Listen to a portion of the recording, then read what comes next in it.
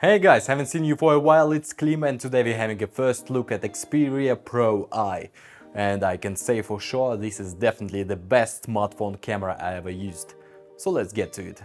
The first thing you need to know is that this smartphone is exact copy of Xperia 1 Mark III in everything except the body and the camera. And so in this video I'm not going to talk about the screen, the battery life and all other shit, because I've done this in my Xperia 1 Mark III review already.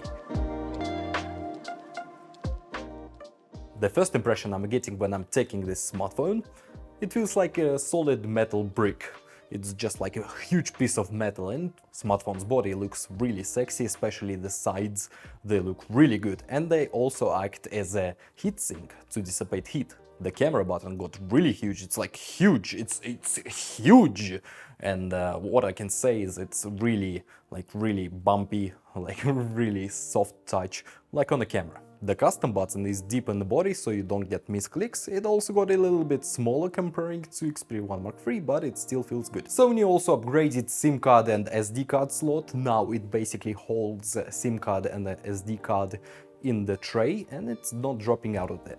And it's pretty nice, small touch. But the main feature in a smartphone is obviously 1-inch sensor, which is used in Sony RX100 Mark VII, and I must say that this sensor is not being used fully. So basically it's using only 12 megapixels out of 20, which also has a reasons to be.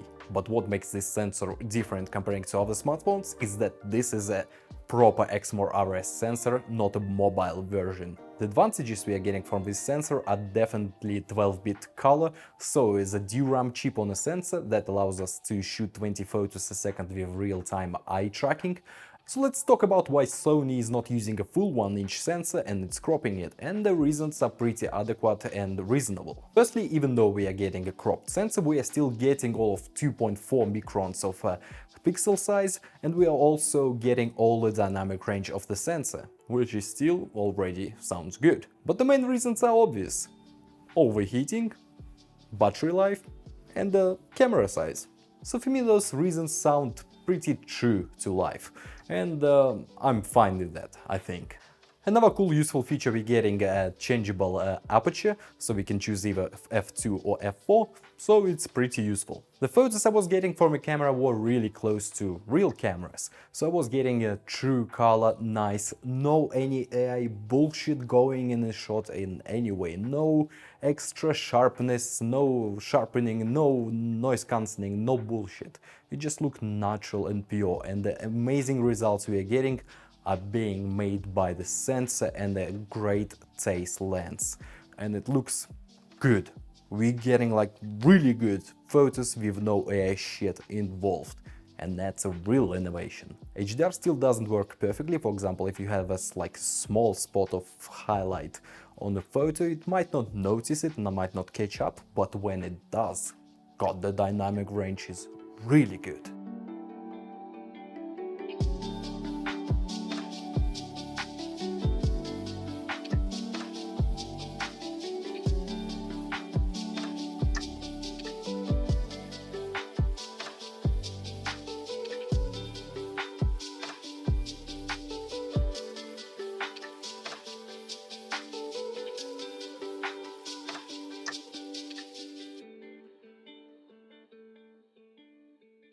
And finally, let's talk about ultra-wide camera and zoom camera.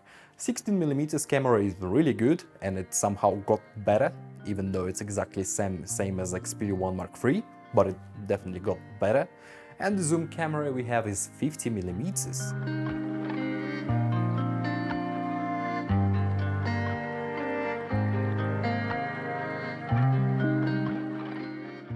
Sony also finally really worked on the shooting video on Xperia smartphones, and they got a new app called Videography Pro.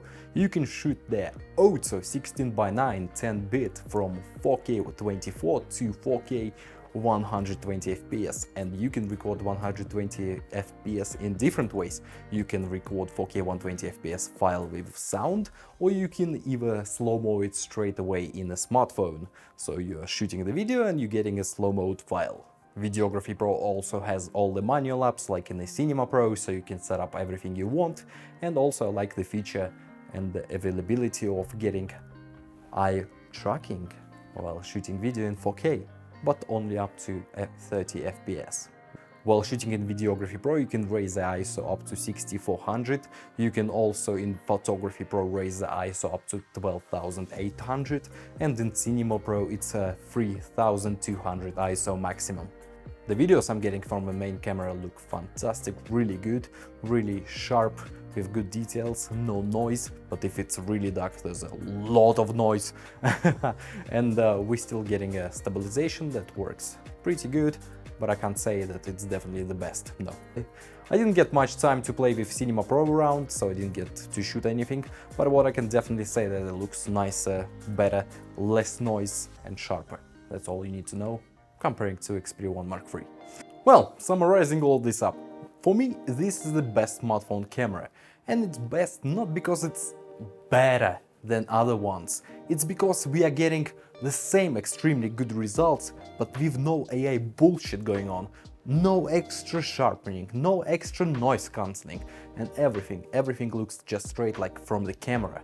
And that's amazing, that's finally innovation when we can get all of this amazing quality just having the hardware doing it. Not all of this like Van Gogh drawing or other shit going on, like look at this Huawei picture my friend took. Does it look like a photo? Well, it looks more like a painting, right? So that's why I'm actually excited about this smartphone. There's a lot of going on there. We are getting a proper camera inside with autofocus, good speed, a lot of settings, and I think this is a must-have. Well, for you guys, it costs pretty much a lot, $1,800 or euros, wherever you are. Here, back in Russia, it actually costs less than iPhone 13 Pro Max. I hope you enjoyed this video, guys. You should subscribe. The more you subscribe and comment, that will mean I will release English versions sooner. I will release English versions more often. So please support, like, a lot of comments. Hello from Mother Russia, with love.